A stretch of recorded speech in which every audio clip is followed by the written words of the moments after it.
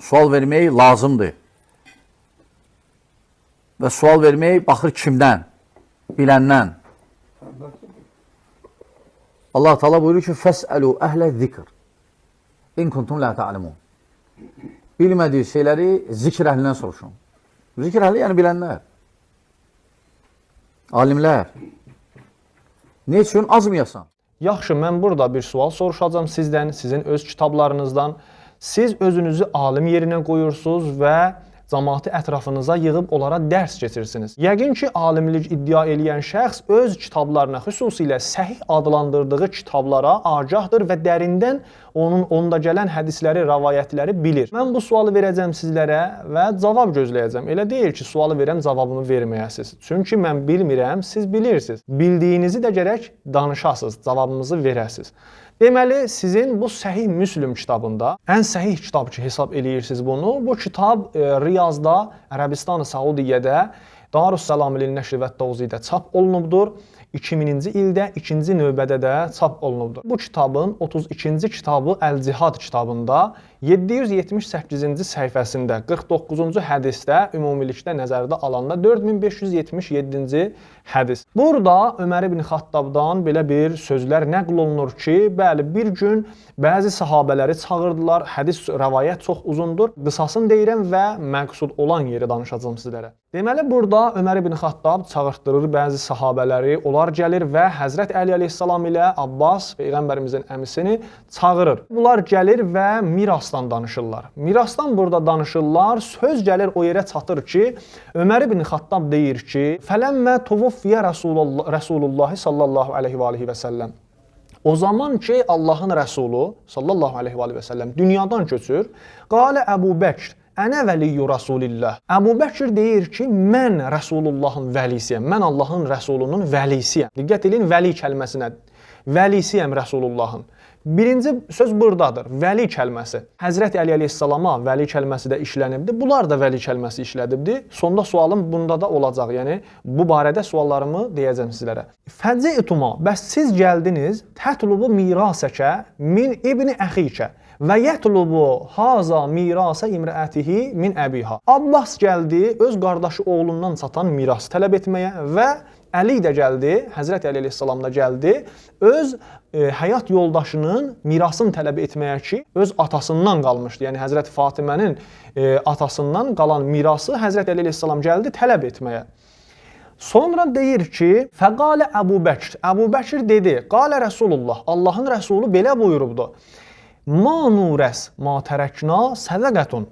Biz peyğəmbərlər irs buraxmırıq, miras buraxmırıq, miras qoymuruq. Bəlkə bizdən qalan şey nədir? Bizdən qalan şeylər sədəqədir, sədəqə ünvanındadır. Fərəəytumahu, diqqət edin.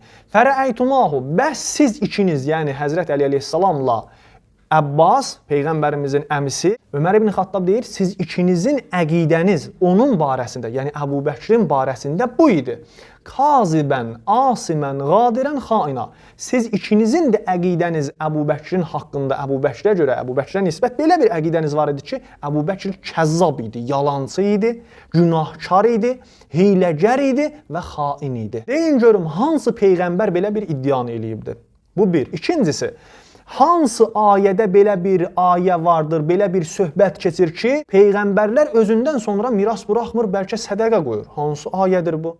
Üçüncü sual, bəyəm bu qədər miras ayələri Qur'an-ı Kərimdə yoxdurmu? Necə bu ögey doğmalıqdır ki, cəmaat, başqa insanlar, atalar özlərindən sonra övladlarına miras qoyur, amma Həzrət Peyğəmbərimiz öz övladlarına miras qoymur, öz övladı Həzrət Fatimə Zəhraya miras qoymur.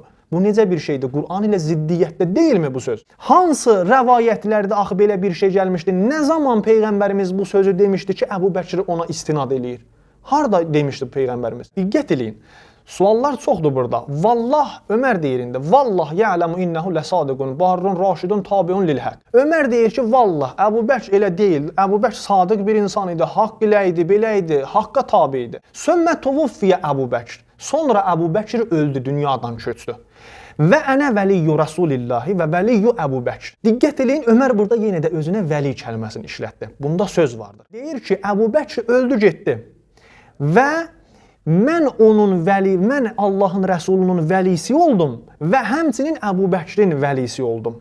Diqqət eləyin. Fərəəytumani. Bəs siz ikiniz də, yəni Həzrət Əli əleyhissalam ilə Abbasa işarə edir. Deyir ki, sizin ikinizin də əqidəniz bu barədə mənə belə idi ki, siz məni bu cür görürdünüz. Kazibən, asimən, qadirən, xaina. Deyir ki, siz məni günahkar və kəzzab, yalançı və hiləgər və xain görürdünüz. İndi isə suallar ortaya çıxır. Birinci sual. Həzrət Əli əleyhissalamın vəli kəlməsi işlənəndə sünnilər, vəhabilər özlərini öldürürlər. Deyirlər ki, o dost mənasındadır. O yoldaş, sırdaş, nə bilim nə mənasındadır. Amma Əbu Bəkirə, Ömərə işlənəndə xilafət, imamət, canişinlik mənası verir.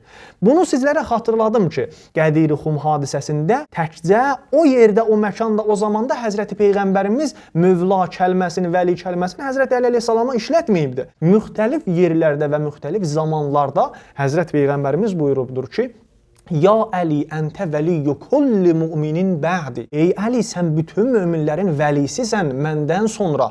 İndi deyin görüm, sünnilər, vəhabilər buna cavab versin. Əgər bu vəli kəlməsi dost mənasındadırsa, bəs bunu necə məna eləyirsiniz? Peyğəmbər buyurur, ey Əli, sən bütün möminlərə vəlisən məndən sonra. Yəni, Peyğəmbərimizin zamanında, Peyğəmbərimizdən hətta qabaq, Həzrət Əli əleyhissalam bəyən möminlərin, müsəlmanların dostu deyildimi? Məlumdur ki, dostu idi. Hətta ondan da yuxarı Qur'an-ı Kərim buyurur, İnnəməl müminun ixvə. Möminlər bir-birinin qardaşıdır. Nə qədər tövsiyələr Qur'an-ı Kərimdə vardır ki, müsəlmanlar, möminlər bir-biri ilə əlaqələri olsun, dostluqları olsun, mehriban olsunlar. Bəs bu nə mənadır? Oradakı bədi kəlməsi keçir. Sünnilər, vəhabilər bunda qalıblar. Bədi kəlməsi burada hər şeyi açıqlayır, əziz müsəlmanlar. Ey Əli, sən bütün möminlərin vəlisisən məndən sonra. Yəni nə? Yəni burada vəli kəlməsi rəhbəriyyət mənasını daşıyır. Xilafət, imamət mənasını, canişinlik mənasını daşıyır. Bunu hamı burada açıq aydın bilir. Hətta bax bu hədislər neçə kitabda vardı, neçə kitabda gəlibdi. Silsilətü Əhadisi Səhihə kitabında da, keçmiş videolarda da sizlərə sübutlarını gətirmişik. Silsilətü Əhadisi Səhihədə Albani müasir vəhabilərdən ki, onun barəsində deyirlər ki, müasir Buxaridir. Yəni bu dövranın Buxarisidir Albani. Albani bu hədisi səhih deyir. Təshih eləyir bu hədisi. Yəni Həzrət Əli əleyhissalam Həzrət Peyğəmbərimizdən sonra canişin olmağı, vəli olmağı, rəhbər olmağı düzdür. Heç bir kəs bunu dana bilmir. O bədi kəlməsi orada öz işini görür. Söz buradadır ki, necə olur Həzrət Əli əleyhissalama vəli kəlməsi dost mənasında işlənir. Amma burada bu səhih Müslümdə vəli kəlməsi xəlifə mənasında olur. Rəhbər mənasında, canişin mənasında, imam mənasında olur. Necə olur bu söz? Bunu niyə xəyanətkarlıq eləyirsiniz? Niyə xainlik eləyirsiniz, hiləgərlik eləyirsiniz və müsəlmanlara həqiqəti qoymursunuz çata? Mənim bax bu vəhabilərdən sualım budur. Mənim sünni alimlərindən sualım budur. Niyə bu işləri görürsünüz? Nə cür olur bu? Fərq ki qoyursunuz burada, bunun hansı sözlərə, hansı şeylərə əsaslanıb belə bir danışıqlar eləyirsiniz, danışıqlar danışırsınız. Burada Həzrəti Əli əleyhissalam hamı bilir ki, Həzrəti Peyğəmbərimizdən sonra ən elmli şəxs olubdur. Yəni bax bu Həzrəti Əli əleyhissalamın elminə görə Ömər ibn Xattab dəfələrlə 70 dəfədən çox özü iqrar eləyibdir ki, Ləula Əliyyun ləhələkəl Ömər. Əgər Əli olmasaydı Ömər həlak olardı. Ləula Əliyyun ləhələkəl Ömər. 70 dəfədən çox bunu iqrar eləyibdi, danışıbdı, deyibdi Ömər ibn Xattab. Hətta Əbu Bəkir dəfələrlə iqrar eləyibdir ki, əgər Əli olmasaydı bilinmirdi Əbu Bəkir nə hala qalardı, nə olardı, həlak olardı. Bunu dəfələrlə onlar iqrar eləyibdi. İndi deyin görüm, belə bir elmi olan bir şəxs bəyəm Qur'an-ı Kərim ayələrinə agah deyilmi? Həzrət Əli əleyhissalam Qur'an-ı natiq idi. Qur'an-ı natiq idi. Həzrət Əli əleyhissalam Qur'anı müfəssiri idi. Yəni Həzrət Əli əleyhissalam Peyğəmbərimizdən sonra ən uca yerdə, ən uca zirvədə olan şəxslərdən biri idi ki, Qur'an müfəssiri idi, Qur'an-ı Kərimin hər bətnini bilirdi. Necə ola bilər ki, Həzrət Əmir əl-Mömin Əli əleyhissalam belə Qur'an ayələrinə agah olma və deyək ki, yox, belə miras ayələri yoxdur, bəs hədə düz deyirsiniz. Peyğəmbər özündən sonra miras buraxmayıbdı, Həzrət Zəhraya miras çatmır və gedib yalancasına, gedib Əbu Bəkirdən miras tələb eləyir. Görün bu iş, görün belə bir söz ola bilərmi? Məlumdur ki, yox. Həzrət Əli əleyhissalamın elminə, təkcə elminə əsaslanaraq biz bunu bilirik ki, Həzrət Əli əleyhissalam doğru bir şey tələb eləyir orada. Həzrət Fatimə Zəhraya miras qalıbdır ki, tələb eləyir onu. Amma Əbu Bəkir bunu sübut sübut eləməlidir ki, Peyğəmbər nə zaman bunu deyibdi? Qur'an-ı Kərimin ayəli hansı ayəsində belə bir söz gəlibdir ki, Peyğəmbərlər özündən sonra miras qoymur, bəlkə onlardan qalan sədəqədir. Hansı Peyğəmbər axı iddia eləyib bunu? Ondan əlavə, əzizlər, sual yaranır burada. Bəs deyirdilər bu vahabilər, həmçinin sünni qardaşlar, deyirdilər ki, xəlifələrin arasında çox isti bir əlaqə var idi. Harasında isti əlaqə görünür? Həzrəti Əli əleyhissalamın əqidəsi onların barəsində budur ki, onlar günahkar idilər, onlar yalan danışan bir şəxslər idilər. Hiləgərlik eləyirdilər Ömər İbn Xattab və Əbu Bəkir İbn Əbi Quhafə, yalan danışırdı, kəzzab idi, xain idi, hiləgər idi. Səhih Müslüm kitabı bunu deyir. Heç bir kəsin cürəti ola bilməz ki, gəlib belə bir şeylər, məsələn, yaza, danışa, çıxıb deyək ki, yox, bunu şiələr niyə deyir? Niyə şiələr bu cür töhmət vurur, ihanət edir? Biz elə bir şeylər nə töhmət vururuq, nə ihanət eləyirik. Bu əslində Səhih Müslüm kitabında sünnilərin ən birinci kitabları, ən səhih kitablarıdır ki, bu sözləri qeyd edibdir. Bu sözləri özündə gətiribdir. Həmd olsun Allah təbarəkə və təalaya ki, özləri bunlar iqrar eləyir, etiraf eləyir ki, haqq əmir əl-mömin əleyhissalam ilədir. Amma şeytan bu tərəfdən bunları gəlib, bu cür azdırıb və deyirlər ki, yox, belə bir şey yoxdur. Səhih Müslüm ən səhih kitab sünnilərin, vəhablərin ən səhih kitablarıdır. İqrar və etiraf eləyir Həzrəti Əmir əl-Mömin Əli əleyhissalamın xilafət, imamət, canişinlik, rəhbərliyinə və Həzrəti Fatimi Zəhra salamullah əleyhanın haqqının qəsb olunduğuna iqrar eləyir. Həzrəti Fatimi Zəhra salamullah əleyha Səhih Buxaridə bu hədis keçir, bu rəvayət keçir ki, gəldi Əbu Bəkirdən öz mirasını tələb etdi.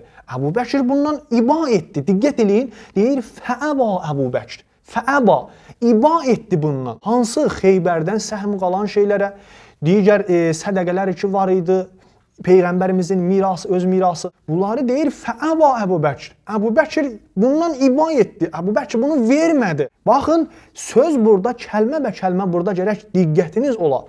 Əbu Bəkir iba etdi bunu verməkdən. Yəni demədi ki, sənin haqqın deyil. Burada deyir ki, iba elədi Əbu Bəkir. Və bir qondarma söz, yalan bir söz danışdı, dedi ki, Peyğəmbərlər belə bir söz deyibdi. Peyğəmbərlər özündən sonra miras buraxmır. Halbuki Peyğəmbərlərin özündə ayə vardı ki, orada bir-birinə miras qoyublar. Bunu necə axı siz dana bilərsiniz? Səhih Buxari yazır ki, Həzrət Fatimi Zəhra salamullah əleyha Əbu Bəkirə qəzəb elədi və heç vaxt onu danışdırmadı. Baxın, diqqət eləyin, bəzi insanlar deyirlər ki, vəhabilərdən, sünnilərdən, yox, belə bir şey yox idi, Həzrət Zəhra barışdı sonradan. Amma belə deyil, yalandır bu söz. Həzrət Fatimi Zəhra Əbu Bəkiri heç vaxtda danışdırmadı, əlaqəsini kəsdi, qəzəb etdi ona. Və digər Səhih Buxarinin digər hədisinə əsasən, Həzrət Peyğəmbərimiz buyurub, hər kəs Həzrəti Zəhranı qəzəbləndirsə, məni qəzəbləndiribdir. Və hər kəs məni qəzəbləndirsə, Allahı qəzəbləndirib. Qur'an-ı Kərimdə ayə vardı. Buyurur ki, hər kəs Allahı və onun rəsulunu incitsə, əziyyət eləsə, cəhənnəmdə qalacaq. Cəhənnəmdə ən çətin əzablar çəkdirəcək ona. Deyin görüm, Əbu Bəkir Həzrət Fatimi Zəhranı qəzəbləndirib yoxsa yox? Səhih Buxari deyir ki, qəzəbləndirib. Əbu Bəkir Həzrət Fatimi Zəhranı qəzəbləndirib və o cürdə dünyadan köçüb. Bəzilərə şübhə yaranır, deyirlər ki, yox axı Əbu Bəkir Həzrət Fatiməyə namaz qıldı, dəfn, cənazə namazı qıldı. Halbuki bu yalandır, qondarma bir sözdür. Bunu ağlı olmayan şəxslərdən başqa heç bir kəs iddia edə bilməz. Həzrəti Fatimi Zəhraya ancaq Əmir əl-Mömin əleyhissalam özü namaz qıldı və bir neçə yoldaşları, dostları, sahabələrdən Səlman kimi insanlar, Əbbas kimi adamlar, bunlar gəldilər ancaq orada namazda iştirak etdilər. Əbu Bəkirə icazə verilmədi, nə də ki Ayşəyə icazə verilmədi, heç birisinə. Həzrət Fatimi Zəhra salamullah əleyha vəsiyyət etmişdi ki, onlar olmasın dəfn mərasimində, onlar mənə namaz qılmasın, onlar Əbu Bəkir olmasın. Və halbuki axı Əbu Bəkir güya xəlifə idi. Axı xəlifə müsəlmanların xəlifəsi gərək bu işləri görə. Namaz qıla, dəfində iştirak eləyə, özdəki Allahın rəsulunun qızının dəfnində. Deyin görüm, bəs necə oldu bu xilafət məsələsi? Yəni burada açıq aydın görünür ki, Həzrət Fatimi Zəhra salamullah əleyha Əbu Bəkri özünə rəhbər bilmir, imam xəlifə bilmir. Həzrət Fatimi Zəhra salamullah əleyha ondan razı olmadı heç vaxtda. Budur həqiqət, budur gizlədilən həqiqət. Yenə də Vəhabilər, sünnilər bəzi iddialar eləyəcəklər ki, həqiqətlərin üzün həqiqətlərin üstünü örtsün? Eləyə bilməzlər. Mənim bu sualıma bu adamı ki, elmiyyət və alimiyyət iddiası eləyir, alimlikə özün vurub və cəmaatı öz ətrafına yığıbdır. Bundan başqa hər bir vəhabidən, təkcə bu yox, hər bir vəhabi ki, özünü alim yerinə qoyur, hər bir sünni ki, özünü alim yerinə qoyur və ətrafına cəmaatı yığıb orada onları uydurur, cəmaatı zəlalətə aparır, onlardan sualım bax bulardır. Səhih Buxari və Səhih Müslimdən danışmışam bura qədər. Baxın, əvvəl danışandan indiyə qədər bu iki kitabdan danışmışam. Bu iki kitabdan sizlərə sual verirəm.